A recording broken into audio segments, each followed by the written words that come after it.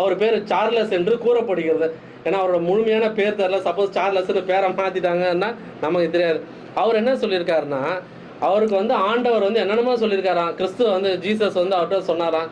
என்ன சொன்னாருன்னு தெரில. அவர் மேலே வைக்கப்படும் குற்றச்சாட்டு, அவர்கிட்ட அதாவது இந்த மாதிரி பாஸ்டர்கிட்ட போகிறவங்க எல்லாருமே மன உளைச்சல், மன நிம்மதியை தேடி எங்களுக்கு கொஞ்சம் ப்ரேயர் பண்ணுங்க ஃபாதர், ஜெபம் பண்ணுங்க பாஸ்டர், எங்கள் வீட்டுக்கு வந்து ஜெபம் பண்ணிங்கன்னா, நீங்கள் கையை வச்சு ஜெபம் பண்ணிங்கன்னா எங்களுக்கு விடிவு டேரெக்டாக கிடச்சிரும்.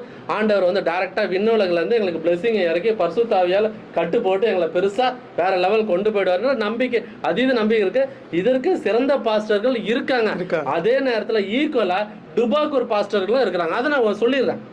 ஏன்னா இதுல வந்து முக்கியமா வந்து அந்த மாதிரி வந்த ஒரு இளம் பெண்ணிடம் இவர் தவறாக நடந்து கொண்டதாகவும், அந்த வீடியோ காட்சி நிர்வாண வீடியோ காட்சி வந்து வெளியிடப்பட்டதாகவும், அந்த வீடியோ காட்சி வெளியிடப்பட்டு அதுல இருந்த விஷயங்கள் வந்து